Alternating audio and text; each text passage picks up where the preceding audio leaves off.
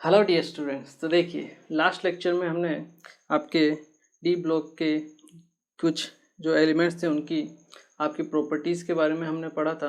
और हमने D block के जो एलिमेंट्स होते हैं उनको ट्रांजिशन एलिमेंट्स क्यों बोला जाता है वो भी हमने देख लिया था। और जो आपके ट्रांजिशन एलिमेंट्स होते हैं वो आपके जिंक, कैडमियम और एच नहीं होते हैं, बाकी सब होते हैं। ठीक है, वो हमने देख लिया था। ठीक है, इसके अलावा हमने आपका कलर ऑफ कंपाउंड्स जो शो करते हैं वो क्यों शो करते हैं वो भी हमने देख लिया था। ठीक है, इसके अलावा आपकी जो स्टेबिलिटी होती है हायर ऑक्सीडेशन स्टेट को स्टेबल करने की, वो भी हमने देख ली थी। और इसके साथ हमने आपका मेटेलिक बॉन्डिंग जो होता है वो भी हमने देख लिया था कि वो कैसे शो होता है। ठीक है, तो आज हम उन्हीं प्रॉपर्टी को कुछ और आगे पढ़ते हैं, क्योंकि कुछ प्रॉपर्टी आपकी अभी भी बाकी है। ठीक है ना, तो वो प्रॉपर्टीज़ हम और पढ़ लेते हैं। जिसमें सबसे फर्स्ट जो आपकी प्रॉपर्टी आती है वो आती है आपकी मैग्नेटिक मूवमेंट वाली। ठीक है ना, या फिर हम कहेंगे मैग्नेटिक कैरेक्टर। ठीक है, तो डी ब्लॉक के जो एलिमेंट्स होते हैं वो आपके मैग्नेटिक कैरेक्टर भी शो करते हैं। ठीक है ना, वैसे अगर देखा जाए तो मैग्नेटिक कैरेक्टर केमिस्ट्री में आपका दो ही टाइप का होता है। ठीक है ना, एक तो आपका डायामैग्नेटिक होता है, एक पैरामैग्नेटिक। ठीक है, वैसे तो आपके 5 टाइप के होते हैं, फेरी मैग्नेटिक, फेरोमैग्नेटिक और फेरोमैग्नेटिक टाइप के। ठीक है ना, तो 4-5 टाइप के आपके मैग्नेटिक मूवमेंट होते हैं। ठीक है ना, मैग्नेटिक जो कैरेक्टर होते हैं, बट वो फिजिक्स में होते हैं, उनको आप वहाँ पे डिटेल में पढ़ोगे। ठीक है, केमिस्ट्री में आपको केवल डायामैग्नेटिक और पैरामैग्नेटिक दो ही मैग्नेटिक कैरेक्टर के बारे में आपको पढ़ना है। ठीक है ना, तो हम स्टार्ट करते हैं हमारी जो आपकी हो सकता है 5th या 6th जो भी आपका पॉइंट हो फिजिकल प्रॉपर्टी का, वो नोट कीजिए। Magnetic character. अगर मैग्नेटिक कैरेक्टर की बात करें हम, तो जो आपके मैग्नेटिक कैरेक्टर होता है वो हम डिसाइड करते हैं नंबर ऑफ अनपेयर्ड इलेक्ट्रॉन से। डी ब्लॉक के अंदर जो आपके मेटल्स होते हैं वो मैग्नेटिक कैरेक्टर शो करते हैं, और उनमें कितना मैग्नेटिक कैरेक्टर है वो हम डिसाइड करते हैं आपके नंबर ऑफ अनपेयर्ड इलेक्ट्रॉन से। जितने ज़्यादा नंबर ऑफ अनपेयर्ड इलेक्ट्रॉन होंगे उसका मैग्नेटिक मोमेंट उतना ही ज़्यादा होगा। मैग्नेटिक मोमेंट क्या होता है, देखिए आपका मैग्नेटिक मोमेंट,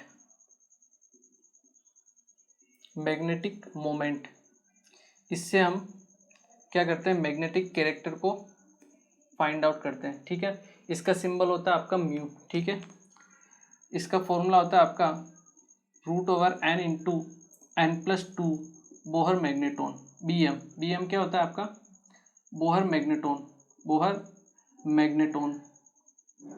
मैग्नेट्रॉन। ठीक है, एक यूनिट होती है आपकी मैग्नेटिक मोमेंट की। और यहाँ पे n होता है आपका नंबर ऑफ अनपेयर्ड इलेक्ट्रॉन। क्या होता है, नंबर ऑफ अनपेयर्ड इलेक्ट्रॉन। तो जितने ज़्यादा नंबर ऑफ अनपेयर्ड इलेक्ट्रॉन होंगे आपके, उतना ही आपका मैग्नेटिक मोमेंट क्या होगा, ज़्यादा होगा। मतलब आपका मैग्नेटिक कैरेक्टर क्या होगा, ज़्यादा होगा। देखिए, जैसे हम बात करें आपके Cu+, Cu2+, Zn2+, कोबाल्ट 3+। ठीक है, इनका अपने को क्या फाइंड आउट करना है, मैग्नेटिक कैरेक्टर फाइंड आउट करना है। ठीक है, तो देखिए कॉपर का इलेक्ट्रॉनिक कॉन्फ़िगरेशन क्या होता है, 3d10 4s1, कॉपर जिंक। ठीक है, तो 29, तो 3d10 4s1 क्लियर। कॉपर +1 में मतलब 3d10। ठीक है, इसका मतलब इसमें number of unpaired electron, n की वैल्यू कितनी है, सब कंप्लीटली फिल है, मतलब अनपेयर्ड एक भी नहीं है, तो n की वैल्यू हो गई 0। जब आप यहाँ 0 रखोगे तो म्यू कितना आएगा आपका, 0 आएगा। ठीक है, म्यू क्या आएगा आपका, 0। इसका मतलब क्या है, ये आपका डायामैग्नेटिक। क्या है आपका, डायामैग्नेटिक इन नेचर। ठीक है, अगर आपको नहीं पता है तो मैं आपको बता देता हूँ। अगर आपके पास अनपेयर्ड इलेक्ट्रॉन है, आपके पास एक भी अनपेयर्ड इलेक्ट्रॉन है, तो उसका नेचर होता है आपका पैरामैग्नेटिक। और अगर अनपेयर्ड इलेक्ट्रॉन नहीं है तो उसका नेचर क्या होता है आपका, डायामैग्नेटिक। चाहे तो आप यहाँ पे लिख भी सकते हो पैरामैग्नेटिक किसको बोलेंगे हम, विच हैव अनपेयर्ड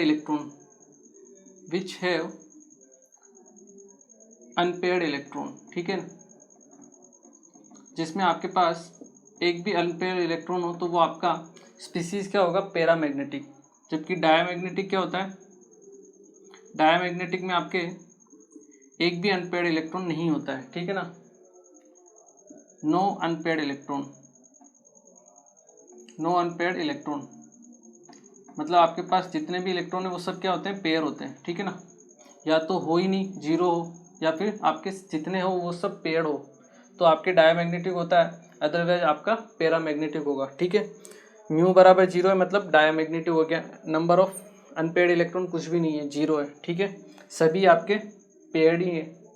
Cu2+ में अगर हम देखें इसका इलेक्ट्रॉनिक कॉन्फ़िगरेशन हो जाता है 3d9, 3d9 मतलब आपके एक सिंगल अनपेयर्ड इलेक्ट्रॉन बचेगा। इसका मतलब आपका जब आप यहाँ पे n की वैल्यू 1 रखोगे तो म्यू की वैल्यू क्या आएगी, √3, या हम कह सकते हैं नॉन जीरो, ठीक है ना, कुछ भी वैल्यू आए बट नॉन जीरो आ रही, इसका मतलब उसमें अनपेयर्ड इलेक्ट्रॉन है, तो नेचर क्या हो गया आपका, पैरामैग्नेटिक।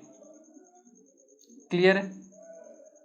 Zn2+, इन दोनों का आप निकाल सकते हो, वीडियो को पॉज करके ट्राई कीजिए, ठीक है। मैं स्टार्ट करता हूँ। जिंक 3d10 4s2, 2 इलेक्ट्रॉन निकल गए तो 3d10। क्लियर। वापस n क्या है, जीरो, म्यू क्या होगा, जीरो, नेचर क्या होगा, डायामैग्नेटिक। क्लियर है। कोबाल्ट, मैग्नीज आयरन कोबाल्ट 27 मतलब 3d, कोबाल्ट का क्या होता है 3d7 4s2, 3 इलेक्ट्रॉन गए मतलब 2 तो s से निकल गए और 1 d से, मतलब 3d6 बचा, 3d6, 5 तो सिंगल भर गए, छठा वापस स्टार्टिंग में भरा, मतलब आपके पेयरिंग हो गई एक में, अनपेयर्ड कितने बचे 4, तो n की वैल्यू हो गई आपके पास 4, मतलब म्यू फिर से क्या हो गया, नॉन जीरो, तो नेचर क्या होगा आपका, पैरामैग्नेटिक। क्लियर है। ओके, आया समझ में कि कैसे हम मैग्नेटिक मोमेंट को फाइंड आउट करते हैं, ठीक है।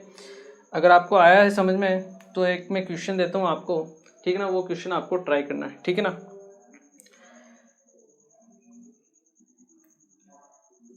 Find the value of x in Fe plus x ion, ठीक है, which have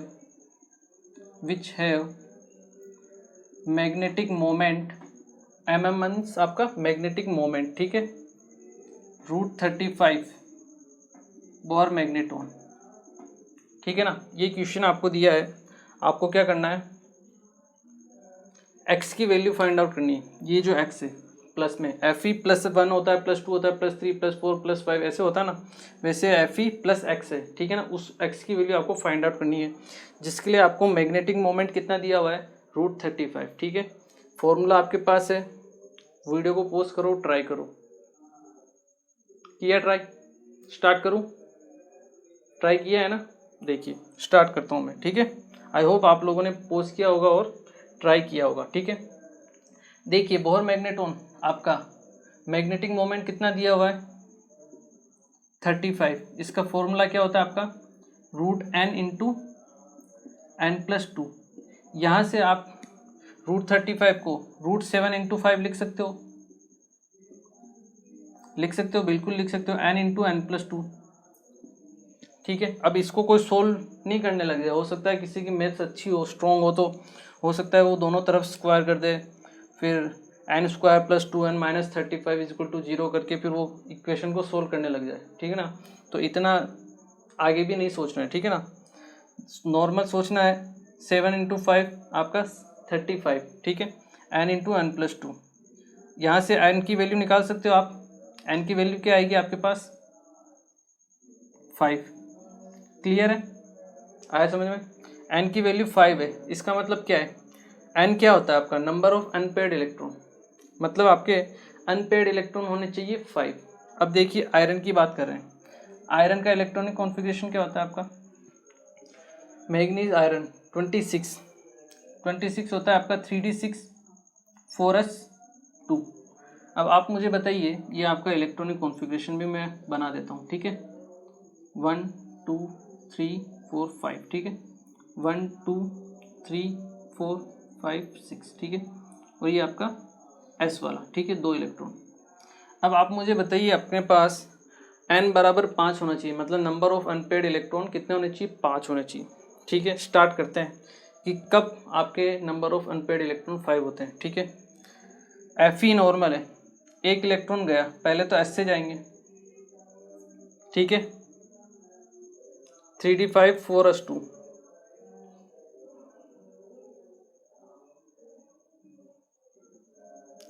क्लियर है। 3d5 4s2, ठीक है, यहाँ से एक इलेक्ट्रॉन गया आपके पास, S में से क्या बचा, एक इलेक्ट्रॉन बचा है, तो मतलब Fe+1 में 3d6 4s1, Fe+1 में आपका इलेक्ट्रॉनिक कॉन्फ़िगरेशन क्या हो जाता है, 3d6 4s1, मतलब आपके पास अनपेयर्ड इलेक्ट्रॉन कितने हो गए इस बार, 5 हो गए, और अपने को क्या चाहिए, 5 चाहिए। तो n की वैल्यू क्या आएगी, प्लस x है ना, तो x की वैल्यू क्या आएगी,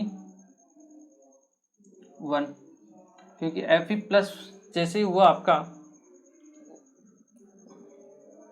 एक इलेक्ट्रॉन निकला। ठीक है, तो आपके पास नंबर ऑफ अनपेयर्ड इलेक्ट्रॉन हो गया आपके पास 5, S में से ही पहले निकलेगा। ठीक है, क्लियर है, ओके क्लियर है, सही है। आपके x की वैल्यू 1 आएगी, क्योंकि जैसे ही एक इलेक्ट्रॉन निकला 4s1 हो गया, तो 4 तो अनपेयर्ड इलेक्ट्रॉन यहाँ पे है और आपका एक अनपेयर्ड इलेक्ट्रॉन यहाँ पे है। ठीक है, 5 अनपेयर्ड इलेक्ट्रॉन हो गए, और अपने को n की वैल्यू भी क्या चाहिए थी, नंबर ऑफ अनपेयर्ड इलेक्ट्रॉन 5 चाहिए थे। ठीक है ना, 5 हो गए, Fe+1 की स्टेट में आपका ये इलेक्ट्रॉनिक कॉन्फ़िगरेशन आएगा। ठीक है, तो यहाँ से हम देख सकते हैं x की वैल्यू क्या आएगी आपके पास, 1। ठीक है, तो इस टाइप के क्वेश्चंस आ सकते हैं छोटे मोटे। ठीक है ना, तो आपको ध्यान रखने हैं। ठीक है, क्लियर है, ओके, इसको नोट कीजिए, फिर हम इसकी नेक्स्ट प्रॉपर्टी के बारे में पढ़ते हैं।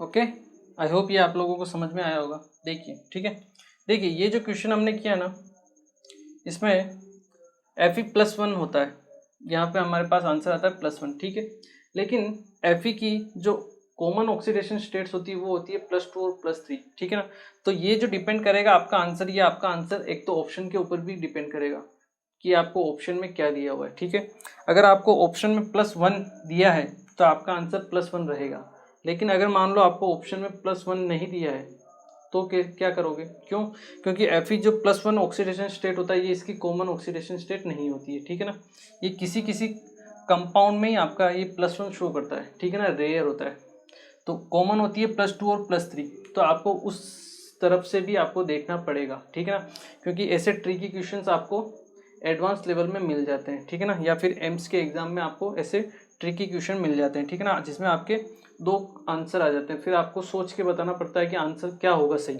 ठीक है ना, तो देखिए अगर मान लो नॉर्मल ऑप्शन है +1 दिया है तो वो तो सही है, अगर मान लो आपका +1 ऑप्शन नहीं दिया है, 2 3 4 5 कुछ भी दिया है, तो उस कंडीशन में हम क्या करेंगे, Fe 3d6 या 4s2 है, एक इलेक्ट्रॉन में 5 आ गया। ठीक है, एक और इलेक्ट्रॉन निकालते हैं हम, अब क्या होगा आपका नंबर ऑफ अनपेड इलेक्ट्रॉन कितने हो गए, 4, एक और निकाला, इस कंडीशन में आपके पास नंबर ऑफ अनपेड इलेक्ट्रॉन कितने हो गए, 5, मतलब 3 इलेक्ट्रॉन निकालने पे Fe+3, मतलब 3 इलेक्ट्रॉन निकालने पे भी आपके पास n की वैल्यू 5 आती है, और +3 क्या है, आयरन की कॉमन ऑक्सीडेशन स्टेट है। ठीक है, तो आपका आंसर x = 3 भी हो सकता है।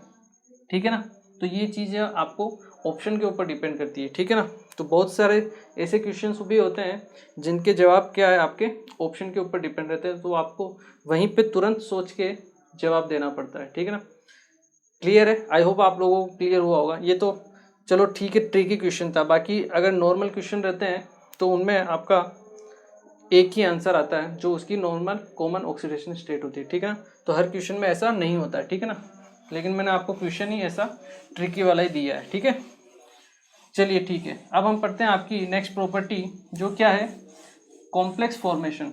जो आपके डी ब्लॉक के एलिमेंट्स होते हैं, जितने भी मेटल्स हैं, वो क्या करते हैं, आपके कॉम्प्लेक्स फॉर्म करते हैं। जो आपका नेक्स्ट चैप्टर है आपका डी ब्लॉक के बाद 9th चैप्टर होता है, ठीक है ना, वो होता है आपका कोऑर्डिनेशन कंपाउंड, और कोऑर्डिनेशन कंपाउंड में आपके कॉम्प्लेक्स ही कॉम्प्लेक्स होते हैं, और किसके साथ बनते हैं, आपके डी ब्लॉक के मेटल्स के साथ। तो देखिए उसका क्या रीजन होता है। ठीक है ना, कॉम्प्लेक्स फॉर्मेशन, कॉम्प्लेक्स फॉर्मेशन, ठीक है ना। आपके कॉम्प्लेक्स फॉर्मेशन की टेंडेंसी होती है आपके डी ब्लॉक के मेटल्स की। रीजंस क्या है वो हम देख लेते हैं, ठीक है ना।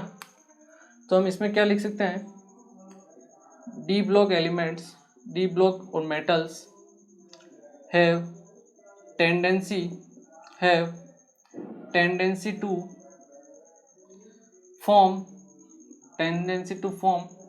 complex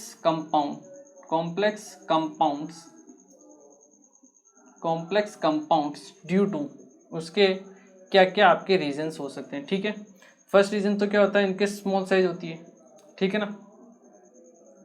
हमें पता है लेफ्ट टू राइट मूव करने पर साइज क्या होती जाती है, डिक्रीज होती जाती है। सेकंड होता है इनका जो न्यूक्लियर चार्ज होता है वो आपका ज़्यादा होता है, ठीक है ना। हाई न्यूक्लियर चार्ज, ठीक है ना, क्योंकि एटॉमिक नंबर तो ज़्यादा होते हैं, मतलब प्रोटॉन भी ज़्यादा है, तो आपके इलेक्ट्रॉन न्यूक्लियर का जो चार्ज होता है वो भी ज़्यादा होता है। और सबसे इम्पोर्टेंट होता है कि इनके पास वैकेंट डी ऑर्बिटल अवेलेबल होते हैं, ठीक है, जिसमें क्या कर सकते हैं, ये किसी भी दूसरे एलिमेंट से या तो लोन पेयर ले सकते हैं, उसको अपना मतलब अवेलेबल करवा सकते हैं अपना वैकेंट डी ऑर्बिटल, ठीक है ना। तो ये टेंडेंसी होती है जो इम्पोर्टेंट होती है। थर्ड आपका रीजन क्या रहेगा, availability of vacant D orbital, ठीक है ना। तो ये कुछ इंपॉर्टेंट रीजन है जिसकी वजह से आपके डी ब्लॉक के जो मेटल्स होते हैं वो क्या फॉर्म करते हैं, आपके कॉम्प्लेक्स कंपाउंड या कोऑर्डिनेशन कंपाउंड फॉर्म करते हैं, ठीक है। इसे नोट कीजिए आप। फिर इसके बाद इसकी एक दो प्रॉपर्टीज और है, वो भी हम डिस्कशन कर लेते हैं, ठीक है ना। एक बार आप इसे नोट कीजिए। ओके, तो देखिए अब हम इसकी नेक्स्ट प्रॉपर्टी पढ़ते हैं, दैट इज कैटालिटिक एक्टिविटी। जो आपके डी ब्लॉक के एलिमेंट्स होते हैं वो अधिकतर एज ए कैटलिस्ट की फॉर्म में भी वर्क करते हैं, ठीक है ना। आपने बहुत सारी रिएक्शंस देखी होगी अब तक जिनमें आपके डी ब्लॉक के मेटल्स आपको एज ए कैटलिस्ट मिले होंगे, ठीक है ना। इसलिए इनकी जो टेंडेंसी है कैटलिस्ट की वो भी एक अच्छी प्रॉपर्टी होती है, ठीक है ना। कैटलिस्ट एक्टिविटी, ठीक है ना, ये एक अच्छे कैटलिस्ट भी होते हैं। रीज़न क्या होता है वो हम देखते हैं। बहुत सारी रिएक्शंस आपने देखी होगी, जैसे हाइड्रोजिनेशन एक रिएक्शन होती है, ठीक है ना। ऑर्गेनिक में हाइड्रोजिनेशन में क्या होता है, आपका अनसेचुरेटेड आपका जो कार्बन होता है, अनसेचुरेटेड हाइड्रोकार्बन जो होते हैं आपके, अनसेचुरेटेड मतलब जिसमें डबल बॉन्ड या ट्रिपल बॉन्ड होता है, वो आपके कैटलिस्ट की प्रेजेंस में सेचुरेटेड हाइड्रोकार्बन में कन्वर्ट होते हैं, ठीक है। और यहाँ पे हम जो कैटलिस्ट काम में लेते हैं वो आपके पैलेडियम, प्लेटिनम या फिर निकल, ठीक है ना। ये सब आपके डी ब्लॉक के ही मेटल्स होते हैं जो हम काम में लेते हैं एज ए कैटलिस्ट, ठीक है। इसके अलावा एक और रिएक्शन आपने पढ़ी होगी, हेबर्स प्रोसेस, अमोनिया के फॉर्मेशन की, N2 plus H2 gives you, ये रिवर्सिबल रिएक्शन होती है, ट्वाइस ऑफ NH3। यहाँ पे हम जो आपका कैटलिस्ट काम में लेते हैं वो क्या होता है, एक तो Fe और उसके साथ में क्या होता है मोलिब्डेनम, जो एज ए कैटलिस्ट एक्टिवेटर की तरह वर्क करता है, कैटलिस्ट को एक्टिवेट करता है, ठीक है। तो ये जो दो मेटल्स हैं ये भी आपके क्या हैं, डी ब्लॉक की मेटल्स, मतलब डी ब्लॉक के जो एलिमेंट्स हैं वो एज ए कैटलिस्ट की तरह वर्क करते हैं। आप नोट बना के लिख भी सकते हो, मोस्ट ऑफ दी और we can say D block elements, D block ठीक है ना, D block metals work as a catalyst in most of reactions, ठीक है। बहुत सारी आपकी रिएक्शंस होती है, उनमें आपका डी ब्लॉक के जो मेटल्स होते हैं एज ए कैटलिस्ट की तरह वर्क करते हैं। देखिए वर्क कैसे करते हैं, अगर हम देखें तो ये आपकी मेटल सरफेस होती है, ठीक है ना, ये आपकी मेटल सरफेस है, ठीक है, ये आपकी क्या मेटल सरफेस है। मेटल सरफेस के पे क्या होती है आपको पता ही होगी, छोटे छोटे इनके पास इंटरस्टिशियल वॉइड्स होते हैं, वॉइड्स खाली बीच में क्या होती है, मेटेलिक बॉन्ड होते हैं, उनके बीच में खाली खाली जगह होती है, जहाँ पे ये क्या कर सकते हैं, आपके जो छोटे छोटे एलिमेंट्स होते हैं, ठीक है ना, उनको जगह दे सकते हैं, ठीक है ना, अगर उनकी साइज इनकी साइज के बराबर होती है वॉइड्स की साइज की, ठीक है ना। तो होता क्या है, जैसे ये गैस है, जैसे H2 गैस है मान लो, ये जैसे मेटल के कांटेक्ट में आएगी, ठीक है, यहाँ से मेटल के साथ ये क्या करेगी, बॉन्ड का फॉर्मेशन करना स्टार्ट करेगी। तो ये वाला जो बॉन्ड है वो क्या होगा, ब्रेक होगा, ठीक है, ये वाला बॉन्ड आपका ब्रेक होगा, और ये वाला बॉन्ड क्या होता है आपका, फॉर्म होना स्टार्ट होता है। मतलब आपकी जो हाइड्रोजन है वो मेटल की सरफेस के साथ बॉन्ड बनाना स्टार्ट करती है, और अपना जो बॉन्ड होता है वो क्या है, ब्रेक कर देती है, ठीक है। तो इस तरीके से होता क्या है, जो मेटल की सरफेस है वो आपको, जो आपके रिएक्टेंट है उनको एज सरफेस की तरह मिल जाती है, जिसके ऊपर वो वर्क कर सकते हैं, मतलब रिएक्टिविटी कर सकते हैं, रिएक्शन शो कर सकते हैं, ठीक है ना। तो इसी तरह का कैटलिस्ट होता है। कैटलिस्ट का काम भी यही है कि आपका जो रिएक्टेंट है उसको क्या प्रोवाइड करवाना, सरफेस प्रोवाइड करना रिएक्शन के लिए, ठीक है। कैसे प्रोवाइड करवाते हैं, इनके पास मेटेलिक बॉन्डिंग तो है ही, मेटल्स में आपस में बॉन्ड होता ही सी, ठीक है। उनके बीच में जो स्पेस होता है, खाली खाली स्पेस, जिनको हम बोलते हैं वॉइड, उनमें आपके जो रिएक्टेंट के मॉलिक्यूल्स होते हैं वो क्या इकट्ठे हो जाते हैं, ठीक है, एक सरफेस प्रोवाइड करवा देते हैं उनको, इसीलिए वो आपस में एज ए आपकी जो रिएक्शन है वो भी, रिएक्शन की जो स्पीड होती है वो भी क्या हो जाती है, इंक्रीज हो जाती है, ठीक है ना। ये जो होता है आपका एड्जॉर्ब हो जाते हैं, या हम कह सकते हैं एड्जॉर्ब हो जाते हैं, जो आपके रिएक्टेंट के मॉलिक्यूल हैं वो आपके मेटल की सरफेस पे एड्जॉर्ब हो जाते हैं, एड्जॉर्ब। आपके सरफेस केमिस्ट्री एक चैप्टर है, ठीक है ना, उसमें आप एड्जॉर्बर को सुनोगे और ज़्यादा डिटेल से। एड्जॉर्ब मतलब जो मेटल, ये आपके रिएक्टेंट के मॉलिक्यूल हैं, जो एटम है वो क्या है, मेटल की सरफेस पे आके इकट्ठे हो जाते हैं, ठीक है ना, मतलब ऊपर सरफेस पे रहेंगे, अंदर नहीं जाएंगे, ठीक है ना, केवल और केवल सरफेस के ऊपर, इसे हम बोलते हैं एड्जॉर्प्शन, ठीक है। और यहाँ पे आपका केमिकल बॉन्ड का फॉर्मेशन हो रहा है, ठीक है ना। ये जो एड्जॉर्प्शन है ये 2 टाइप का होता है, एक तो होता है फिजियोप्शन और एक होता है केमिसोप्शन, ठीक है। केमिसोप्शन में आपका क्या है, केमिकल बॉन्ड जहाँ बनते हैं वो होता है आपका केमिसोप्शन टाइप का, केमिसोप्शन, केमिसोप्शन, ठीक है ना, इसको हम केमिसोप्शन बोलेंगे, ठीक है ना। ये और आप डिटेल में पढ़ोगे, इसको इन वर्ड के ऊपर मत जाना, ठीक है ना, कोई इनके ऊपर रिसर्च करने की जरूरत नहीं है, आप सरफेस केमिस्ट्री में पूरा डिटेल में पढ़ोगे, ठीक है। कुल मिला के ये याद रखना है कि जो मेटल की सरफेस होती है वो रिएक्टेंट के मॉलिक्यूल को सरफेस प्रोवाइड करवाती है, मतलब एरिया प्रोवाइड करवाती है, ताकि वो उस पर रिएक्शन कर सके, ठीक है। और इससे होता क्या, आपकी रिएक्शन की रेट जो होती है वो इंक्रीज हो जाती है, ठीक है। तो और जो आपकी एक्टिवेशन एनर्जी है वो क्या हो जाती है, डिक्रीज होती है। यही कैटलिस्ट का वर्क भी होता है, वो क्या करता है, किसी भी रिएक्शन में आपकी एक्टिवेशन एनर्जी को डिक्रीज कर देता है, और आपके जो रिएक्शन की जो रेट होती है उसको क्या कर देता है, फास्ट कर देता है, ठीक है ना, आपको प्रोडक्ट जल्दी मिलता है, ठीक है। ये आपकी प्रॉपर्टी होती है आपकी कौन सी, डी ब्लॉक के मेटलिस्ट की, कि वो आपके एज ए कैटलिस्ट की तरह भी वर्क करते हैं, ठीक है ना। तो एक इम्पोर्टेंट प्रॉपर्टी होती है,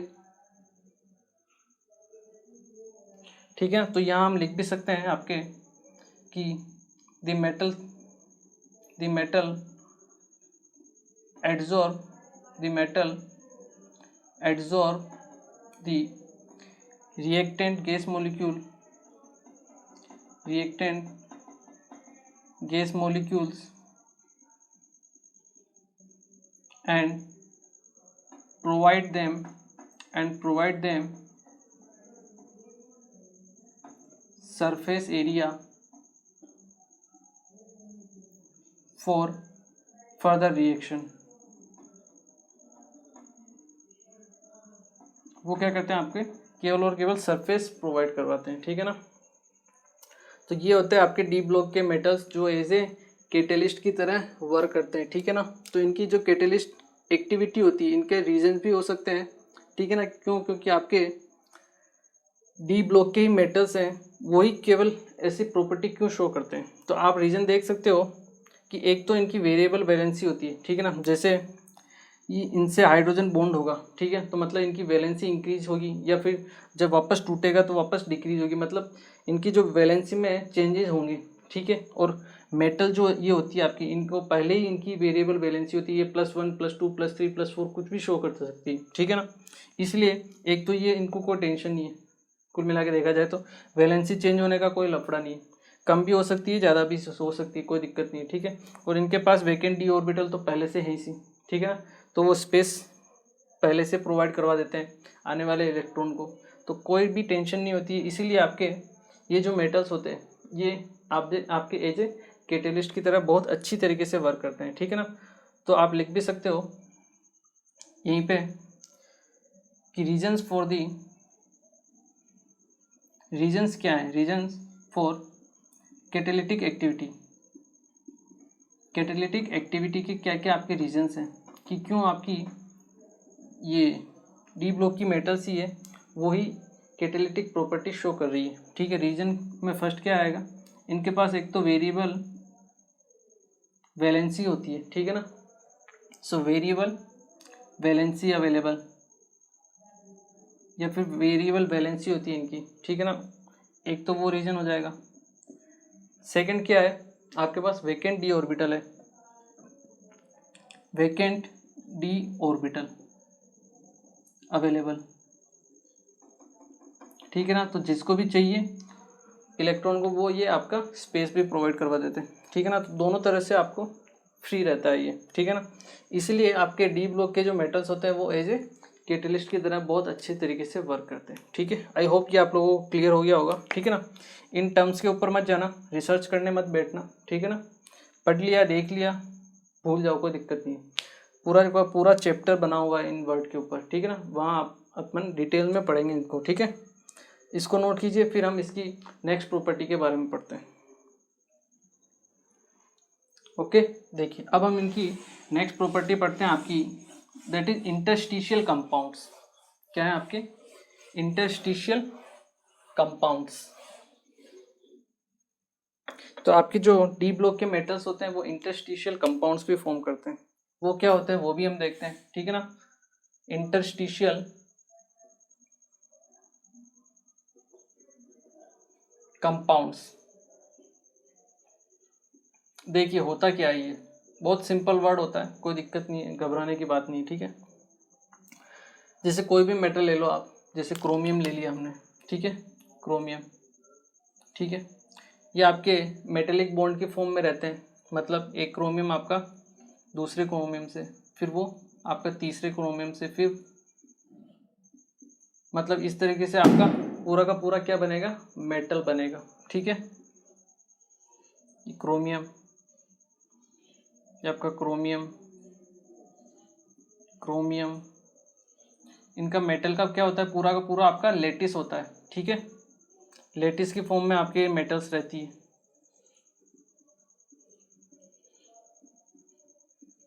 ठीक है, इस तरीके से हम मान सकते हैं, ठीक है।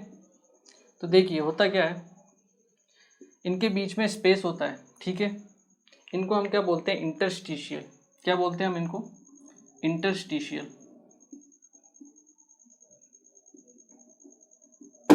इंटरस्टिशियल बोलेंगे, या फिर इंटरस्टिशियल स्पेस, या फिर आप इसे वॉइड भी बोल सकते हो, वॉइड, ठीक है ना।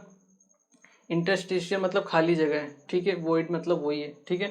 तो होता क्या है, जब कोई भी छोटा साइज वाला मॉलिक्यूल, मतलब छोटा साइज वाला एटम, जैसे आप ले लीजिए हाइड्रोजन ले लीजिए, कार्बन ले लीजिए, बोरोन ले लीजिए, नाइट्रोजन ले लीजिए, ये क्या है, स्मॉल साइज के आपके एटम्स हैं, जब इनके कांटेक्ट में आते हैं तो क्या है, ये जो खाली स्पेस होता है, ये जो खाली स्पेस होता है उसमें क्या है, इकट्ठे हो जाते हैं, मतलब यहाँ पे आके, क्योंकि साइज तो इसी के या तो इससे छोटी है, अगर इससे बड़े होंगे तो आएंगे नहीं, या तो इसके बराबर हो या इससे छोटे हो, तो ये क्या करते हैं, आपके इस खाली स्पेस पर, वैकेंट स्पेस पे आके इकट्ठे हो जाते हैं, ठीक है। और इनसे जो आपका कंपाउंड बनता है उसे ही हम बोलते हैं आपका इंटरस्टिशियल कंपाउंड, ठीक है ना। अब ये इसमें ज़रूरी नहीं होता है कि ये आपकी हर एक स्पेस में आए, हो सकता है कार्बन यहाँ आ गया, यहाँ आ गया, यहाँ आ गया, यहाँ नहीं आया, यहाँ नहीं आया, ठीक है ना, तो ये फिक्स नहीं होते हैं, ठीक है।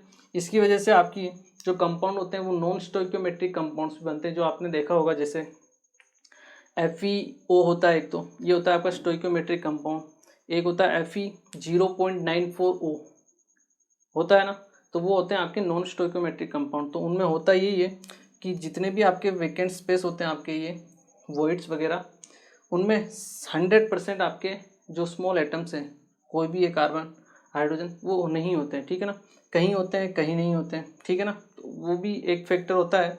इसके अलावा आपके पास जो मेटल होता है वो भी अलग वेरिएबल वैलेंसी वाला हो सकता है, जैसे 1+2 वाला हो, 1+3 वाला हो, ठीक है ना, तो उसकी वजह से भी आपके नॉन स्टोइकियोमेट्रिक कंपाउंड बनते हैं, वो भी हम देखेंगे, हमारा नेक्स्ट टॉपिक रहेगा वो, ठीक है ना।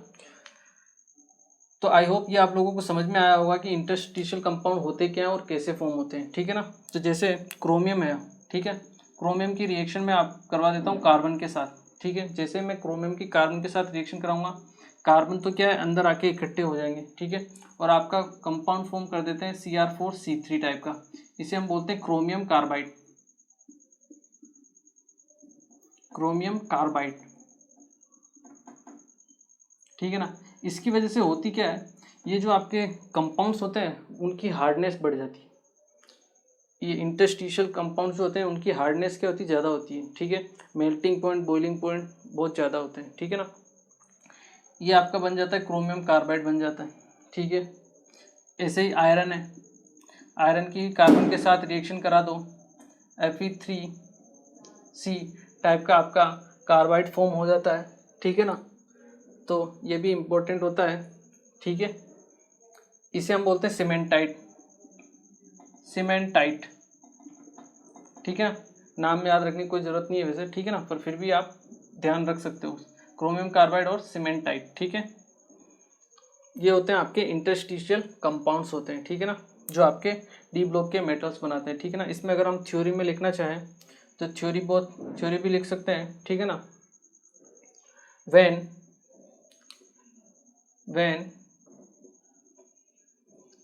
Small size atom like carbon, hydrogen, boron, ठीक है, नाइट्रोजन एक्सेट्रा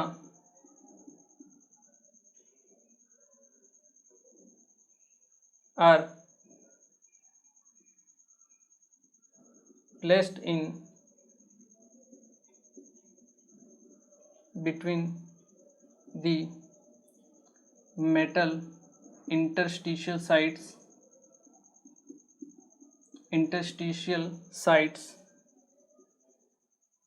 the compound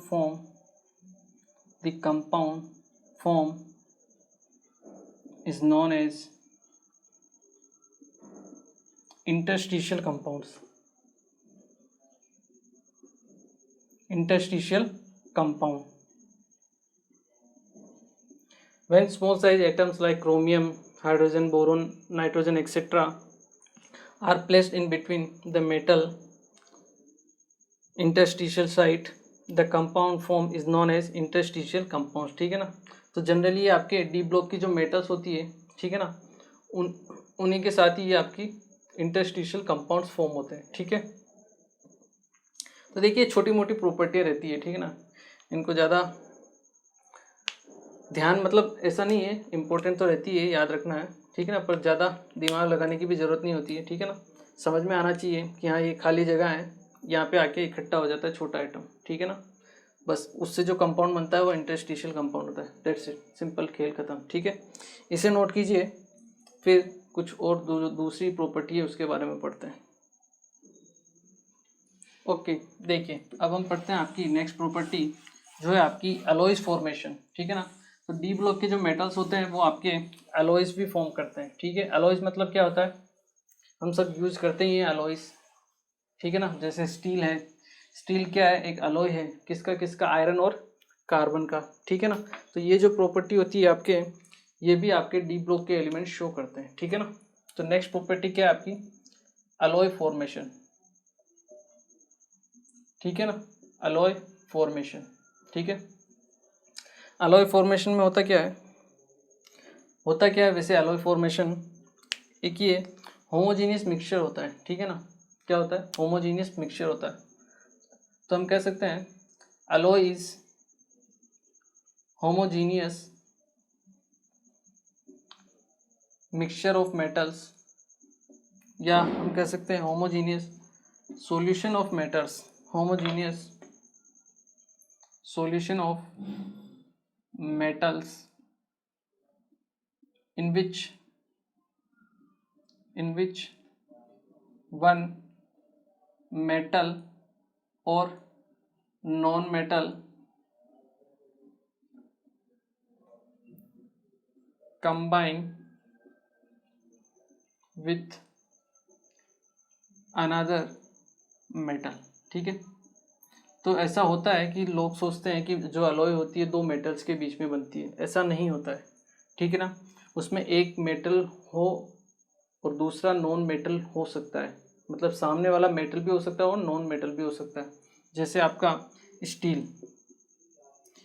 किस किस से मिलके बना होता है? आयरन और carbon, alloy of iron Fe plus carbon. Iron क्या है आपका? मेटल है। कार्बन क्या है आपका? Non metal. तो ये जरूरी नहीं है कि मेटल और मेटल से आपका अलॉय बने, मेटल और नॉन मेटल से भी बन सकता है। ठीक है, दूसरा हम देख सकते हैं ब्रांज या ब्रोस की अगर हम देखें तो ये भी अलॉय होता है आपका।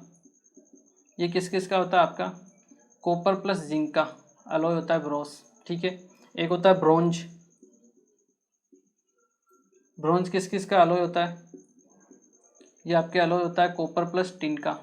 ठीक है ना, तो ये छोटा मोटी प्रॉपर्टी है जो आपको ध्यान रखनी है, मतलब कौन किस से मिलके बनता है, ये इंपॉर्टेंट होती है। ठीक है ना, क्लियर? इसको नोट कीजिए। इसकी एक और नेक्स्ट प्रॉपर्टी है जो कि लास्ट प्रॉपर्टी है, वो भी हम यही देख लेते हैं आपका, जो क्या है आपकी। ठीक है ना, चलिए यही देख लेते हैं हम। वो है आपकी next property, formation of non stoichiometric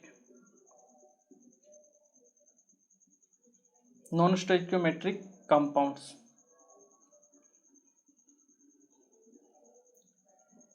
formation of non stoichiometric compounds. देखिए आपने सुना भी होगा, जैसे FeO होता है एक, तो इसमें आयरन और ऑक्सीजन का रेशियो क्या होता है? 1:1। ठीक है, वैसे होता है आपका Fe 0.94O। यहाँ पे आयरन और ऑक्सीजन का जो रेशियो है वो 1:1 नहीं, वो क्या है? 0.94 और 1:1 है। मतलब क्या है, यहाँ पे आपके देखोगे तो आयरन और ऑक्सीजन 1:1 रेशियो में, यहाँ पे आयरन की ऑक्सीडेशन स्टेट +2 है, मतलब एक ही ऑक्सीडेशन स्टेट है। लेकिन जब भी आपके नॉन स्टोइकियोमेट्रिक कंपाउंड्स आ जाते हैं, ये समझिए आप कि उस कंपाउंड में आपके वेरिएबल वैलेंसी है, मतलब उस कंपाउंड में आपको +2 भी मिलेगा और +3 भी मिलेगा, तभी जाके वो आपका नॉन स्टोइकियोमेट्रिक कंपाउंड बनेगा। क्यों? क्योंकि होता क्या इनमें कि कहीं कहीं जैसे Fe2+ का लेटिस है, ठीक है ना, तो उसमें से होता क्या है, 3 Fe2+ वाले आयरन निकल जाते हैं, एटम निकल जाते हैं। ठीक है, उसकी जगह आपके 2 Fe+3 वाले एटम आ जाते हैं। कितने? 2 Fe+3 वाले। +3 वाले क्यों आते हैं? 2, क्योंकि उससे चार्ज आपका बैलेंस हो जाता है। +2 वाले निकले 3, मतलब टोटल चार्ज कितना निकला आपका, जो आपका लेटेस्ट था उसमें से +6। ठीक है, +6 को बैलेंस करने के लिए +3 वाले कितने चाहिए? 2, तो +3 वाले 2 आ जाते हैं। ठीक है, रिप्लेस हो गए, तो आपका चार्ज तो हो गया बैलेंस। ठीक है, बट आपके पास एक वेकेंट स्पेस क्लियर हो गया है, एक वेकेंट स्पेस हो गया है। ठीक है, उस वजह से जो रेशियो होता है Fe का, वो क्या हो जाता है? 1 से कम हो जाता है, इसलिए वो आपका धीरे धीरे कम होते, मान लो 0.94 रह गया। ठीक है, हो सकता है 5 या आपके 10 Fe2+ वाले आयन निकले हो। ठीक है, और उनको रिप्लेस करने के लिए 5 या 6 या 7, जो भी उनको बैलेंस कर सकते हैं, उतने Fe3+ वाले आयन आ गए हो। ठीक है, चार्ज आपका बैलेंस हो गया, पर उससे क्या होता है, वेकेंट स्पेस क्रिएट हो जाता है, और इसकी वजह से जो रेशियो होता है वो 1:1 नहीं हो पाता है, वो उससे कम हो जाता है, Fe 0.94:1 रहेगा। ठीक है ना, तो ये बहुत सारे आपके कंपाउंड होते हैं जो नॉन स्टोइकियोमेट्रिक कंपाउंड्स होते हैं। ठीक है, रीजन क्या है? सेम है। जो एक इंपॉर्टेंट चीज़ आपको याद रखनी है कि नॉन स्टोइकियोमेट्रिक कंपाउंड्स में आपके वेरिएबल वैलेंसी शो करते हैं। ठीक है ना, जो आपका मेटल रहेगा वो आपकी वेरिएबल वैलेंसी शो करेगा, उसमें एक वैलेंसी नहीं होगी। ठीक है, ये चीज़ आपको ध्यान रखनी है। ठीक है, एक इम्पॉर्टेंट पॉइंट है जो आप नोट डाउन करके लिख सकते हो। In non stoichiometric compound, non stoichiometric compound the metal, और या जो भी आपका एलिमेंट है, show variable valency, variable valency, वो आपके वेरिएबल वैलेंसी शो करेगा, आपकी एक वैलेंसी को शो नहीं करेगा। ठीक है, ये चीज़ें जो आपको ध्यान रखनी है। ये तो आपका स्टोइकोमेट्रिक, ये आपका नॉन स्टोइकोमेट्रिक, ये आपका नॉन स्टोइकोमेट्रिक।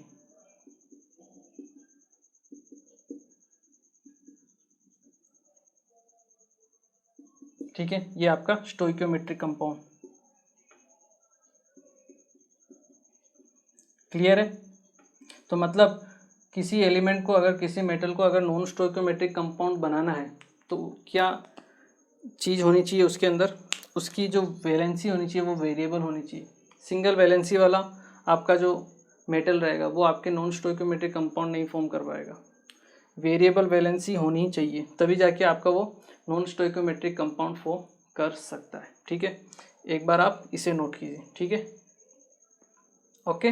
तो देखिए, आज जो अपनी क्लास थी उसमें हमने लेक्चर में 3-4 जो आपकी प्रॉपर्टीज़ बची हुई थी वो हमने देखी आपके डी ब्लॉक मेटल्स की। जैसे उनका एक तो मैग्नेटिक मोमेंट, ठीक है, मैग्नेटिक कैरेक्टर क्या होता है वो हमने देखा है। ठीक है, इसके अलावा हमने एलॉयज कैसे फॉर्म होते हैं वो देखा, आपके इंटरस्टिशियल कंपाउंड कैसे फॉर्म होते हैं वो देखा, कॉम्प्लेक्स कंपाउंड कैसे बनते हैं वो देखा। ठीक है, क्यों बनते हैं, ठीक है, वो उसके क्या क्या रीजन्स होते हैं वो हमने देखे। ठीक है ना, हमने नॉन स्टोइकोमेट्रिक कंपाउंड्स देखे।